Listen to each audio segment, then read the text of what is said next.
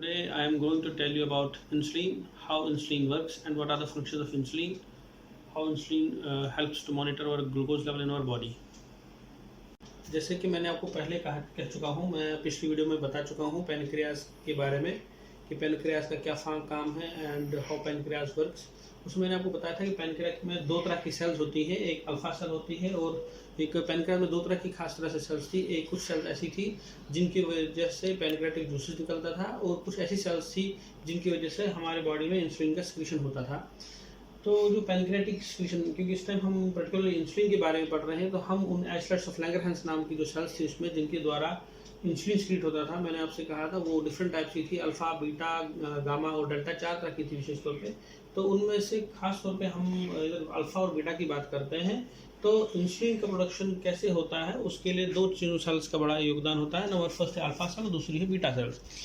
आपको मैंने बताया था, मैंने कहा था जो पैनक्रिया होता है, जैसे कि हम यहाँ पैनक्रिया, अगर शायद आपको याद होगा, पैनक्रिया मैंने आपको ऐसे बना के दिखा दिया था एक बार, हमने जो पढ़ा था, तो उसमें मैंने कहा था कि ये पैनक्रियाटिक डक्ट है, उसके स्नार सेल्स होती हैं ऐसी, स्नार सेल्स चारों तरफ से होती है। इधर मैं थोड़ा रिपीट कर रहा हूँ आपको पिछला टॉपिक।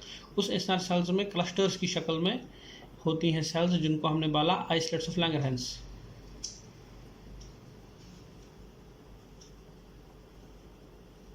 इन सेल्स के द्वारा ही इंसुलिन का सिक्रीशन होता है। इंसुलिन दो तरह की होती है, अल्फा और बीटा। अल्फा सेल्स और बीटा सेल्स में तरीका ये होता है कि जो अल्फा सेल होती हैं वो ग्लूकागन सिक्रीट करती हैं, लेकिन उनको ग्लूकागन सिक्रीट करने के लिए हाइपोग्लाइसीमिया का होना ज़रूरी है। बॉडी में जब हाइपोग्लाइसीमिया हो जाता है तो वो एक स्टिमुलस का काम करता है ग्लूकागन के सिक्रीट होने में। लेकिन यदि बॉडी में हाइपरग्लाइसीमिया हो गया, यानी कि ग्लूकोज लेवल बढ़ गया, हाइपो मीन्स कम, हाइपो मीन्स कम होना, ग्लाइसीमिया मतलब शुगर लेवल, अगर हाइपोग्लाइसीमिया है तो उस कंडीशन में जो सिक्रीट होगा दैट विल बी ग्लूकागन, और उसकी सिक्रीशन की वजह से वो सारा काम अल्फा सेल्स करती हैं। इसी तरह से अगर हाइपरग्लाइसीमिया हो गया, बॉडी में ग्लूकोज लेवल बढ़ गया, वो स्टिमुलेट करती है इंसुलिन को सिक्रीट होने, वो स्टिमुलेट करती है बीटा सेल्स को, तो और वो इंसुलिन को सिक्रीट करती है।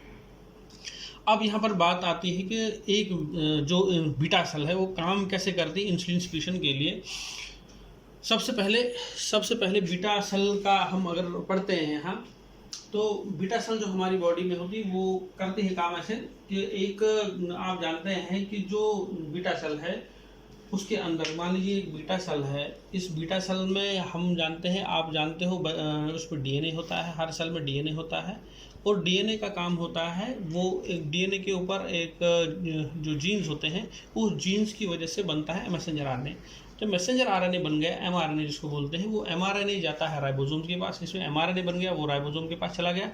राइबोसोम्स उसको सिंथेसाइज करते हैं। राइबोसोम्स का जैसे आप जानते हो सिंथेसाइज करने की विशेषता होती है कि राइबोसोम्स प्रोटीन्स को सिंथेसाइज करता है, वो प्रोटीन को सिंथेसाइज करता है। राइबोसोम ने प्रोटीन को सिंथेसाइज कर दिया और प्रोटीन बनने के बाद रफ एंडोप्लाज्मेटिक रेटिकुलम के पास जाता है ताकि उसमें कुछ मॉडिफिकेशंस हो जाए।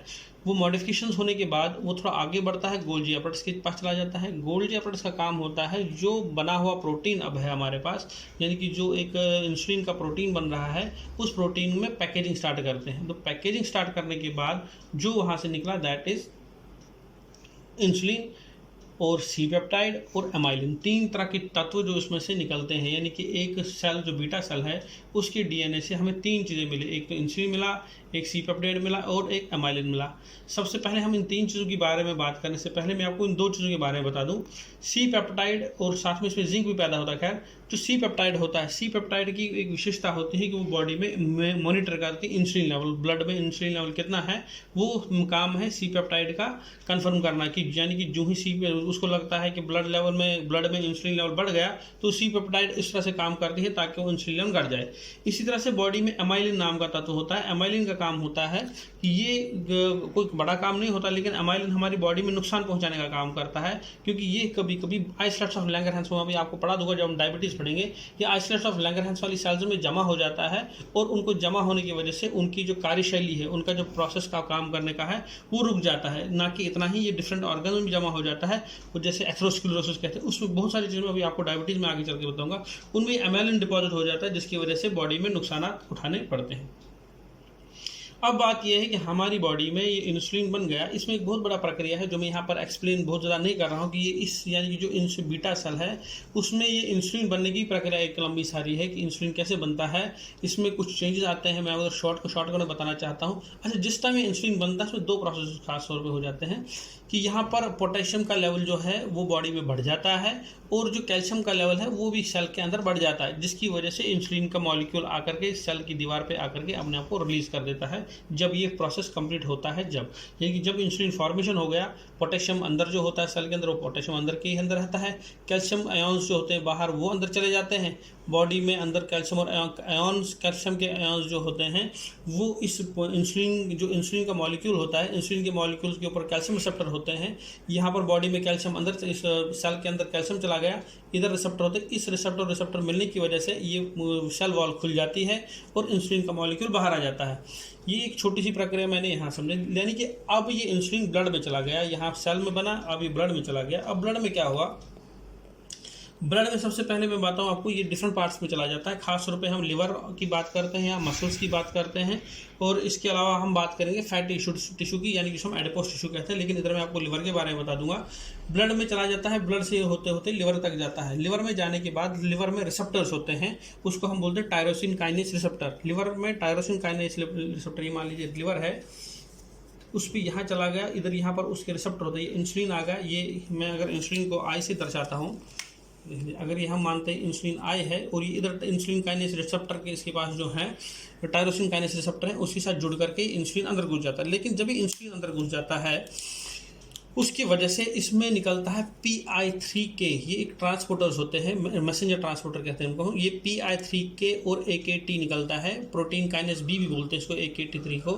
ये AKT3 और PI3K और AKT3 यहाँ निकलता है, यानी PI3K और AKT निकला। ये दो चीज़ें जिसमें से निकली, और ये दोनों चीज़ें क्या करती है काम, यहाँ पर ग्लूकोज, जो बॉडी में ग्लूकोज है, शुगर की लेवल जो ज़्यादा है वो लिवर में दाखिल हो जाती है। लिवर में अंदर ग्लूकोज घुसता है, इंसुलिन ने इन दोनों को एक्टिवेट करता है और ये दोनों जाकर के ग्लूकोज पे अपना असर करते हैं। क्या करते हैं, ये ग्लूकोज को अंदर दाखिल होने में मदद कर देती है ताकि ग्लूकोज इसमें लिवर में अंदर घुस सके।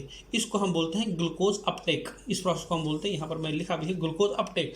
तो ये ग्लूकोज को अंदर लाने में चलती है। जब ये ग्लूकोज अब अंदर जाता है, ये दोनों चीज़ें मिलती हैं, ये दो प्रोसेस में इस ग्लूकोज के ऊपर काम करती है। मान लीजिए इसको हमने जी से दिखा दिया, इस ग्लूकोज में दो प्रोसेस में करते हैं। नंबर फर्स्ट, इसको ग्लूकोज को स्टिमुलेट करती है ग्लाइकोजन फॉर्मेशन में, ग्लूकोज को स्टिमुलेट करती है, उससे हम ग्लाइकोजन बनता है, ये ग्लाइकोजन बनता है। और इसी के साथ साथ इस ग्लूकोज को कन्वर्ट करती है पायरुवेट में। ये इस ग्लूकोज को पायरुवेट में, दो प्रोसेस काम करता है, एक तो ग्लाइकोजन में और दूसरा पायरुवेट में। ये ग्लूकोज पायरुवेट में कन्वर्ट हो जाता है, ये हमने इसमें तीर से दिखा भी दिया है। ये पायरुवेट इसे AKT मिलकर के ग्लूकोज के साथ मिलकर के पायरुवेट बनाता है, और ये पायरुवेट ग्लूकोज को ब्रेक करने में मदद करता है। और ये ब्रेक होने के बाद पायरुवेट एसिटाइल कोएंजाइम के साथ मिलता है, एसिटाइल कोएंजाइम A के साथ मिलकर के क्रब साइकिल में चला जाता है। क्रब साइकिल में जैसे आप जानते हैं उसमें डिफरेंट चेंज होते हैं, जैसे में आपने पढ़ा होगा NAD बनता है, NADPH2 बनता है, और ये साइकिल कंप्लीट होने के बाद एनर्जी रिलीज हो जाती है बॉडी से। तो ये प्रोसेस होता है कि इस प्रोसेस को जब ये कंडीशन होती है, ग्लाइकोजन जो बन गया, ये जो ग्लाइकोजन इसमें से बन गया, उस ग्लाइकोजन को बॉडी लिवर में डिफरेंट जगहों पे स्टोर कर देती है। और जब ये ग्लूकोज ब्रेक डाउन होता है इनटू पायरुवेट, और पायरुवेट से एसिटाइल कोएंजाइम क्रब साइकिल एनर्जी में, इस प्रोसेस को हम ग्लाइकोलिसिस बोलते हैं। तो ये मैंने आपको एक एक्सप्लेन वे में संक्षेप में आपको बता दिया कि लिवर में इंसुलिन का क्या काम होता है और लिवर में कैसे काम करते हैं। तो मैं आपको नेक्स्ट वीडियो में बता दूंगा कि मसल्स में और एडिपोस टिश्यू में कैसे काम करता है।